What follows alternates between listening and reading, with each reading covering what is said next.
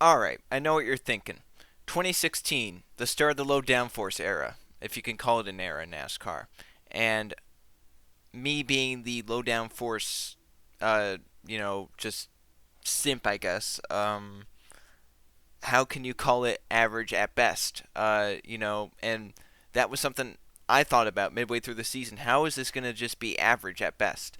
Um, and there were a few races that just kind of made it like that. 2016 was kind of split into thirds into terms of how the season went, and it was very awkwardly shaped thirds. They weren't very equal at all. It wasn't like it was split in thirds evenly. It was a very, very weird season in terms of how the racing went. But I'm here to recap all of that, what I saw from 2016, even though I did start this a while back and I finally finished it. That's why I record all the stuff down in a document so I can, transfer it and, just see everything that I remember from every race. 36 races. There is a new low race in terms of the lowest race ever rated. So that's interesting to note. But if you go and you look at the picture of the race rankings, Fontana's at the top. That's number one. That was, in my opinion, the best race of the season, which is not very hard to see why it's like that. It was a very, very crazy race. Restarts were wild, even a little bit after restarts, as the cars were still together. It was crazy, and they were going like over 200 miles an hour going off into turn one, which was very, very fun to see. Those are kind of the days I miss about Auto Club, is seeing, that worn out track with low downforce, seeing this fast speeds there. It's a really, really fun track. No surprise with these tracks inside the top 10.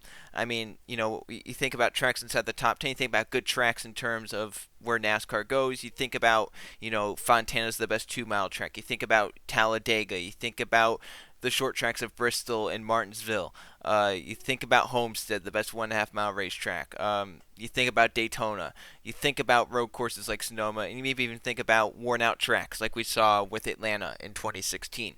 So I'm going to basically describe some of the things I found from this year and what kind of hurt it in the rankings and what helped it in the rankings. So early on, let's just go to the first race of the season, the Daytona 500. While it was not the worst Daytona 500 I've watched so far, 2013 gets that honor, it still was not a great race. Toyota played it very, very well. They basically ganged up on the rest of the field and rode single file most of the race as others tried to pass back behind. Handling came into play, which was something they had not seen in Daytona in a long, long time. So that changed and threw curveballs at people.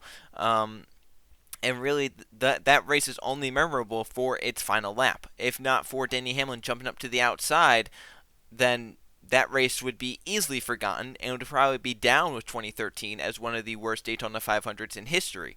It does get a little bit of a bump. I think it's literally on par with in terms of ranking the 2012 Daytona 500, which is another one that once again is remembered for its crazy incidents, but it's not remembered for the racing in it because the racing is not good. I also want to touch on the second race of the season, Atlanta. So, that's a race that for some reason, there's always one race with everyone, if not a few races that everyone remembers for just no reason.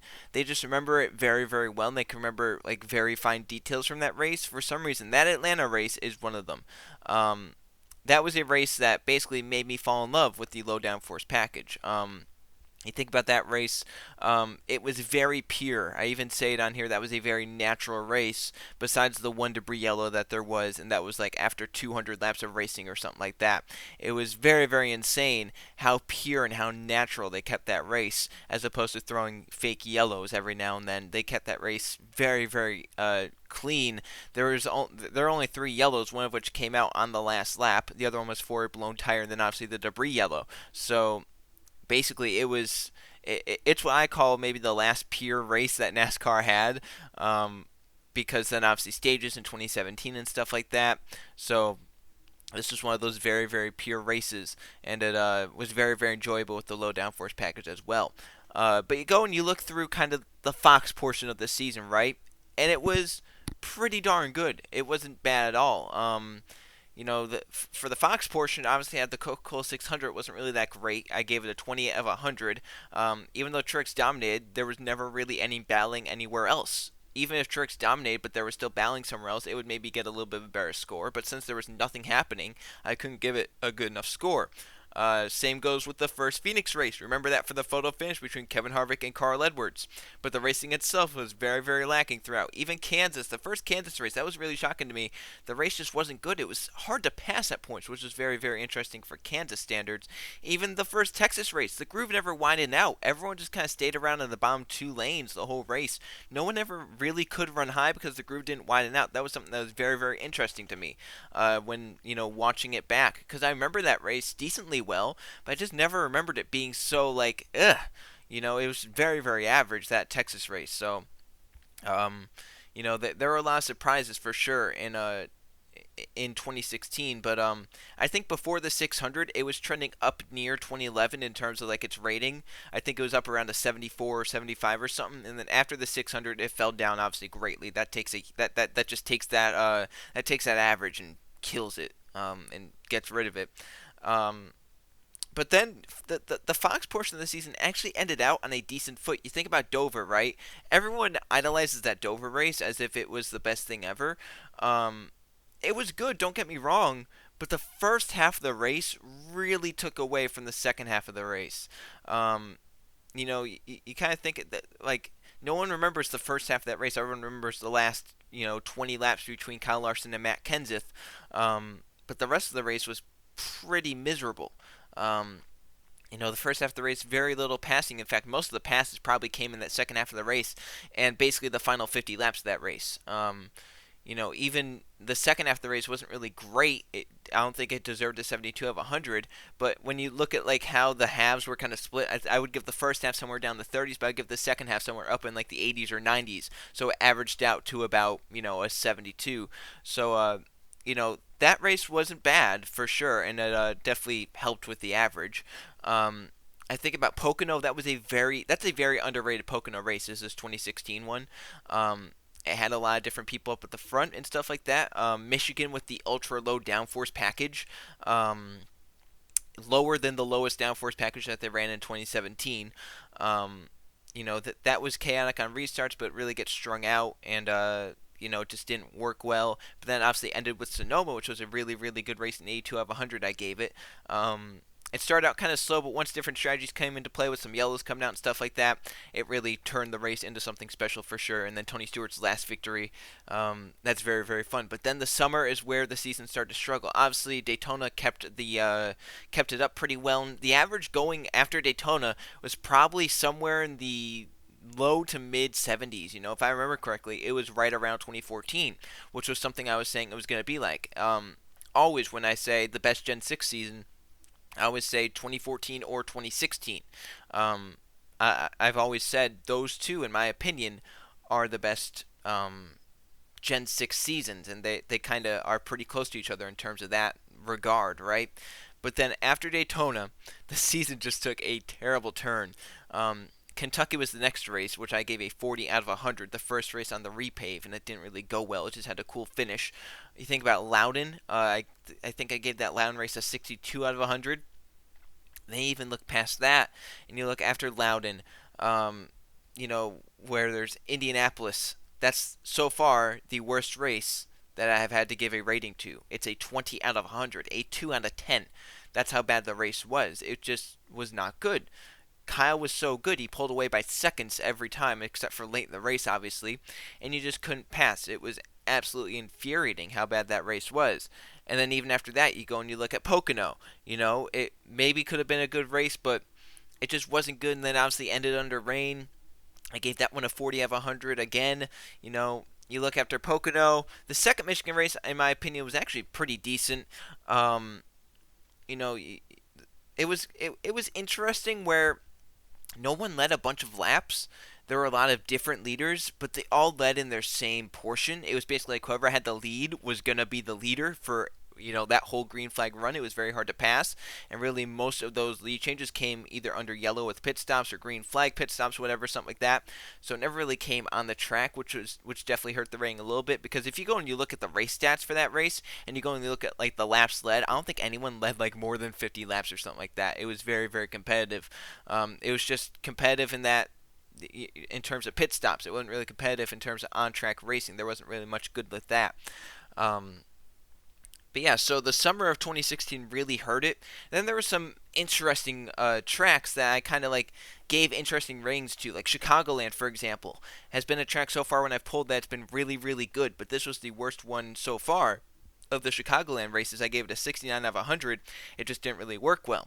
Um, you go and look at Watkins Glen. Even though I gave it an 80 out of 100, that's still a little bit low for it. Even look at Martinsville. I gave the first Martinsville race an 84 out of 100, which is pretty low for Martinsville standards. And then even worse, in the chase, I gave Martinsville an 80 out of 100, mostly due to the caution shenanigan that I'll get to in a little bit.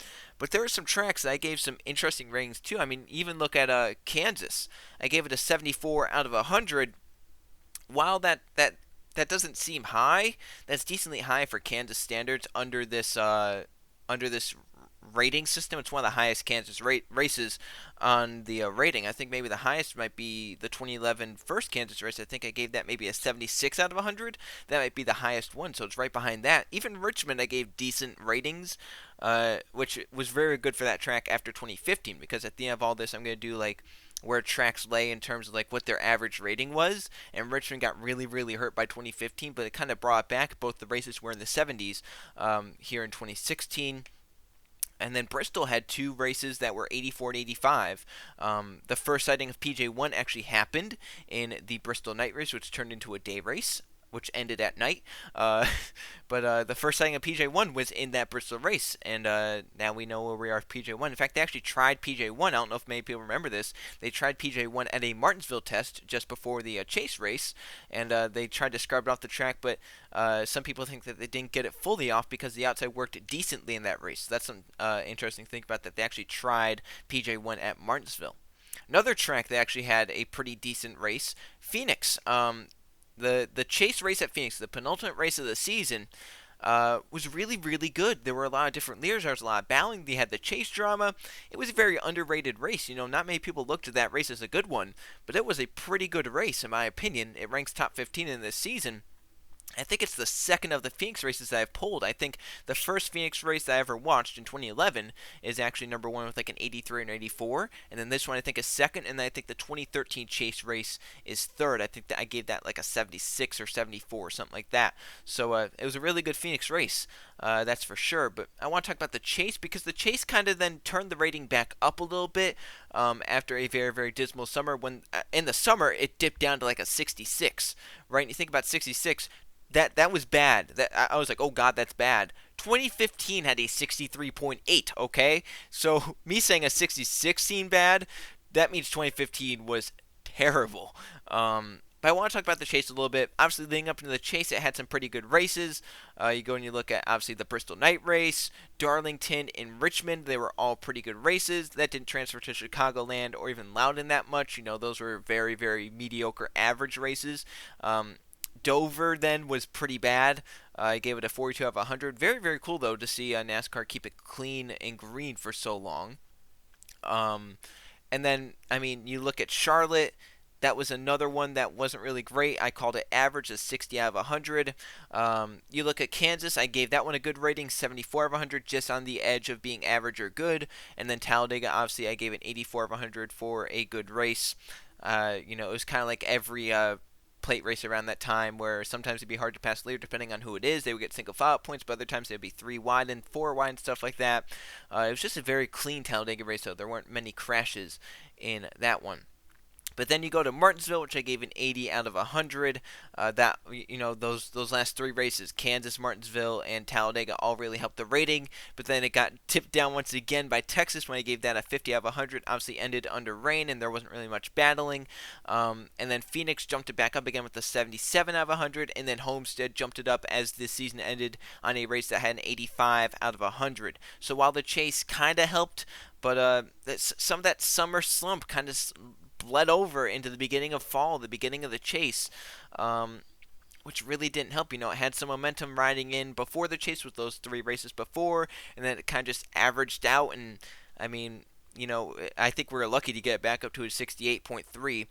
Fun fact, that is 1/10 of a rating higher than 2012. So basically, if there are 2 seasons that you could ever say are very very like, 2012 and 2016 are them. And it's kind of for the same reasons. You think about 2012 and 2016 for the same reasons of some of these crazy things happen in them.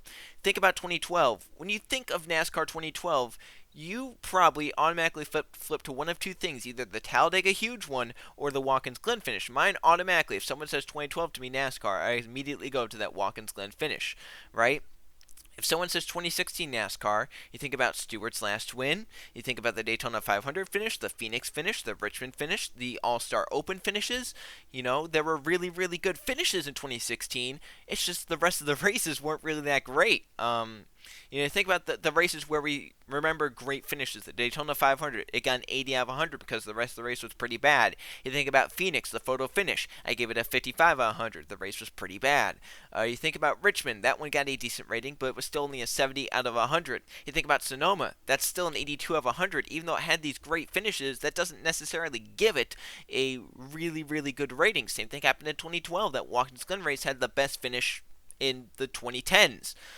But the race didn't really get a great rating. I think it got 79 out of 100 because the rest of the race was pretty lacking. So it's just kind of interesting, how we remember seasons for stuff like that. We obviously remember 2018 for Chicagoland or the Roval or Martinsville or, different wild finishes like that.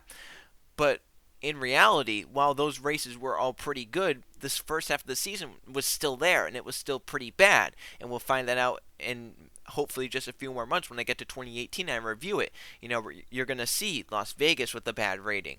You're going to see all these tracks. Texas with a bad rating. Auto Club with probably not a great rating. Martinsville with the worse than normal rating, And it's not really, there are going to be a few good ones, like maybe Richmond will have a good one, or Bristol, or Kansas, but it's not going to be it's not going to be high. Maybe it'll be the opposite of 2016. 2016 started out really, really well, but then faded as the season went on, and then kind of got its mojo back the last 2 races.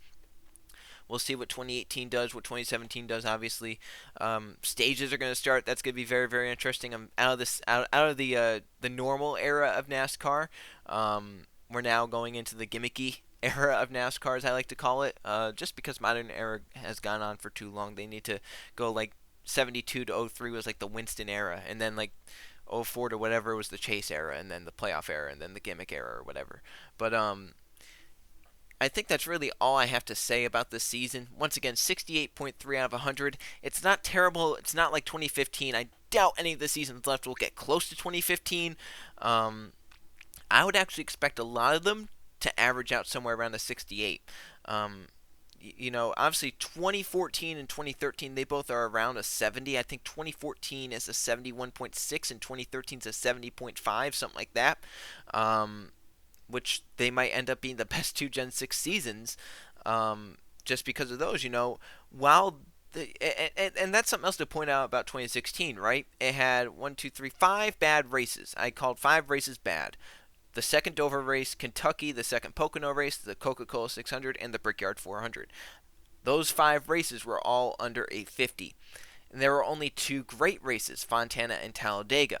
So basically, what I'm saying is, it had more bads than it had greats. You need those greats to average out the bads. That's something that 2011 and all these had. 2011, in fact, was lopsided in terms of great races. It had it had 9 great races, but only 2 bad only 2 bad races. So that really helped it. And then you go and you look at 2012. It had 3 great races. However, it had 1, 2, 3, 4, 5, 6 bad races. Which really hurt it down in terms, that's where it fell to 68.2. You look at 2013, it had 5 great races, and it had it only had 4 bad races. So that averaged it out to a 70.5. Think about 2014, it had 6 great races. In terms of bad races, it only had 4. Once again, it averaged out just a little bit higher. But then you look at 2015, had 3 great races, but it had 1, 2, 3, 4, 5, 6, 7, 8 bad races, including 1, 2, 3, 4, 5 that were under a 30. Which basically, if I were to change the way I score, if I said 50 to 31 was bad, and then anything under 30 was terrible or miserable, that's basically how I would do it. I I have 30 as like the cutoff for you're bad or terrible, and then anything under 30, I'm like, it was absolute terribly done. And if I somehow get down to like single digits, which I don't think I will, I think the 2016 Brickyard 400 is hopefully the worst race that I have to watch. But if we somehow happen to get down low like that, dear God, I don't know what I'm gonna do. So that's it. That's it for 2016. It was a long time. It took a few months to do, but I finally did it. And I'm looking forward to 2017. I obviously don't remember much from it, being a kind of depressed junior fan at the time. It rubbed me the wrong way. I don't remember it being anything special.